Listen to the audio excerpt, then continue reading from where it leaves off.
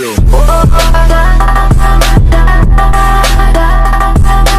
अपनी बात की शुरुआत नेल्सन मंडेला के कोट से करना चाहती हूँ। Education is the most powerful weapon through which you can change the world. Hello friends, मेरा नाम दिव्या है और मैंने 64th BPSC एग्ज़ामिनेशन क्वालिफाई किया है। ये मेरा दूसरा अटैम्प्ट था। फर्स्ट अटैम्प्ट में फ़ाइनल सिलेक्शन मेरा नहीं हो पाया था और इसमें 64th BPSC में मैं सब इलेक्शन ऑफिसर के रूप में चयनित हुई हूँ। मैं आप सबसे स्टूडेंट टू प्लेटफॉर्म के माध्यम से अपनी स्ट्रैटेजी और जर्नी शेयर करना चाहती हूँ। तो सबसे पहले मैं अपनी एजुकेशनल क्वालिफ़िकेशन आप सबसे शेयर करना चाहती हूँ। मैंने 12th पास किया है सेंट ज़ेवियर कॉलेज से। उसके बाद मैंने बीटेक की डिग्री ली है from Kalinga Institute of Industrial Technology Bhubaneswar से in electrical and electronics branch. Thereafter मैंने 1 साल के लिए काम भी किया था एक IT कंपनी में। उसके बाद I started preparing for civil services examination since 2016 और तब से मैं सिविल सर्विसेज की परीक्षा की तैयारी कर रही हूँ। मैं बेसिकली UPSC की प्रिपरेशन कर रही थी, साथ में मैं BPSC और JPSC की एग्ज़ाम्स भी मैंने दिया था। तो ये मेरा दूसरा अटैम्प्ट था। जैसा मैंने आपको बताया, झारखंड में मैंने मेंस दिया है बट उसमें फाइनल नहीं हो पाया था मेरा। और अभी मैं UPSC की प्रिपरेशन जारी रखना चाहूँगी। और बहुत लोग पूछते हैं कि आप क्या मोटिवेशन था कि आप सिविल सर्विसेज में तैयारी करने लगी। तो मेरे लिए मोटिवेशन यही था कि it was my childhood dream. मैं बचपन से ही ये करना चाहती थी। मुझे उसके बारे में काफ़ी इन्फॉर्मेशन नहीं था बट स्टिल मैं चाहती थी कि मैं करूं। और क्योंकि ये बहुत ही प्रेस्टीजियस जॉब है और सिविल सर्वेंट का जो सर्वेंट टैग है वो मुझे अपने नाम पे चाहिए था। This was my motivation. हर लोगों के लिए अलग अलग मोटिवेशन होता है। तो basically it was for prestige जो मैं करना चाहती थी। और मुझे ऐसा काम करना था जो लोगों के लिए काम करना हो, जैसे कि आप डायरेक्ट लोगों के लिए कुछ कर सकते हैं। तो ये मुझे एक सेटिस्फाइंग जॉब चाहिए था कि at the end of the day I am satisfied enough from my job.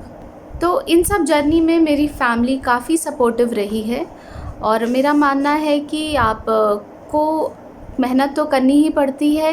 GS1 में एक इम्पॉर्टेंट एरिया है जो कि स्टैटिस्टिक्स का है। मैंने उसके लिए कोई बुक फॉलो नहीं किया था। मैंने previous year question paper solve किए थे और उससे मेरा हो गया था। नेक्स्ट है GS2 जिसमें कि क्वेश्चन जो है वो polity, geography, economics and science से आते हैं। साइंस के क्वेश्चन मेनली आप इसरो रिलेटेड क्वेश्चंस हैं, न्यूक्लियर, इन्वायरमेंट, ये सबसे क्वेश्चंस आते हैं। और पॉलिटी के क्वेश्चंस जो है, अगर आपने लक्ष्मीकांत अच्छे से किया है तो आप उसको आंसर कर पाएंगे। और बाकी NCERT अगर आप अच्छे से किए हैं एंड लास्ट ईयर के क्वेश्चन पेपर आप देखेंगे तो आप उसको सॉल्व कर पाएंगे। ऑप्शनल के लिए आप अपनी ऑप्शनल के हिसाब से प्रिपरेशन कर सकते हैं। मैंने सोशियोलॉजी लिया था तो सोशियोलॉजी के लिए मैंने इग्नू के नोट्स फॉलो किए थे और अपना खुद नोट्स बनाया था और तो इससे मेरा हो गया था। So now mantras for clearing this examination. मैं इस एग्ज़ामिनेशन को 3 पार्ट्स में डिवाइड करूँगी। पहला है प्रीलिम्स की प्रिपरेशन, सेकंड मेंस की प्रिपरेशन, थर्ड है आपकी इंटरव्यू की प्रिपरेशन। तो प्रीलिम्स की प्रिपरेशन के लिए ज़्यादा आप प्रीवियस ईयर के क्वेश्चन पेपर पहले फॉलो करें और टेस्ट पेपर सॉल्व करें।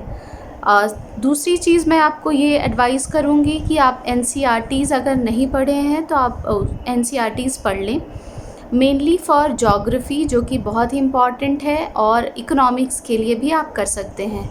हिस्ट्री के लिए 11th एंड 12th की NCERT आप कर सकते हैं एंड उसमें एंशियंट हिस्ट्री भी है, मिडीवियल है एंड मॉडर्न हिस्ट्री है, वो आप करें। एंड फिर नेक्स्ट जो है बहुत इम्पॉर्टेंट है वो है करंट अफेयर्स। करंट अफेयर्स भी आप 2 पार्ट्स में डिवाइड कर लें। एक है नेशनल इंटरनेशनल न्यूज़ जो आप किसी भी कोचिंग इंस्टीट्यूट के करंट अफेयर्स मैगज़ीन से कर सकते हैं।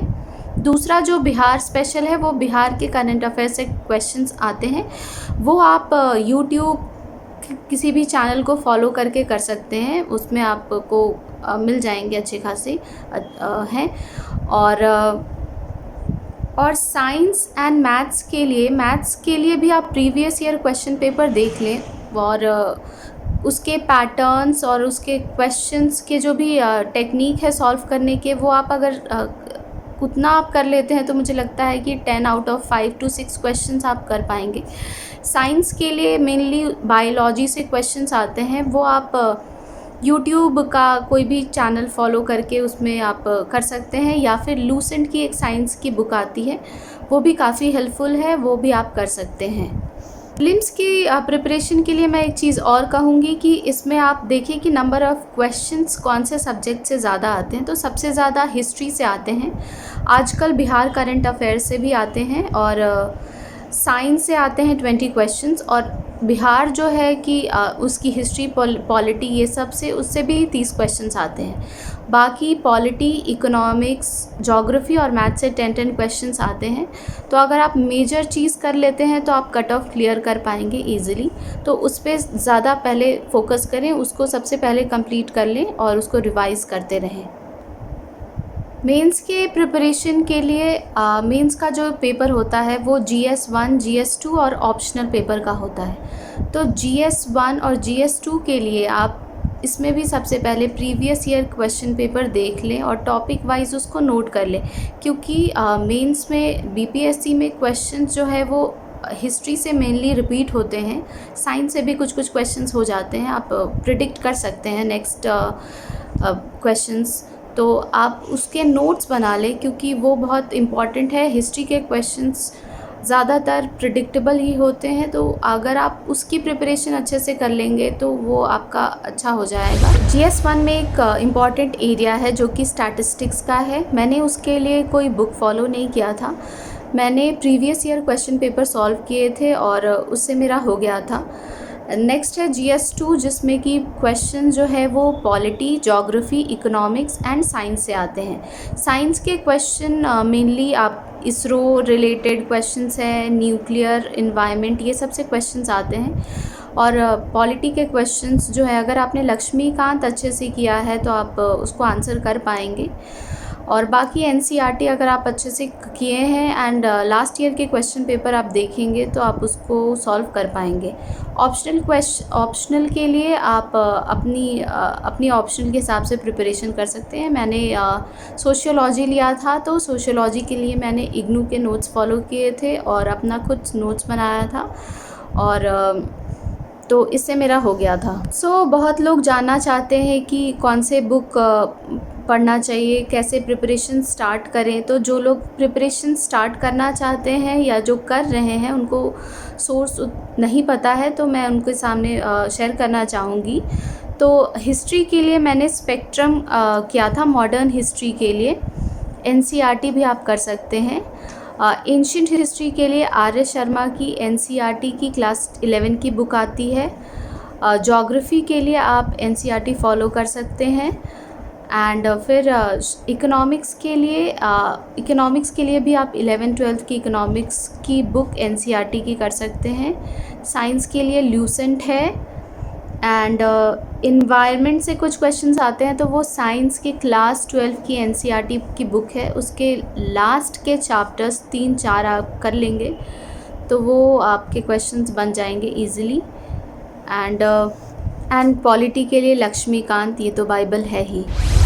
सो that's it from my side. और इस एग्ज़ामिनेशन को क्लियर करने के लिए आपको बहुत सारा मेहनत और थोड़ी सी लक की ज़रूरत होगी, और आप कंसिस्टेंट रहें अपने स्टडीज़ में और हार्ड वर्किंग रहें। हार्ड वर्किंग आप रहेंगे तभी आप स्मार्ट वर्क कर पाएंगे, जो कि बहुत ज़रूरी है इस एग्ज़ाम को क्लियर करने के लिए।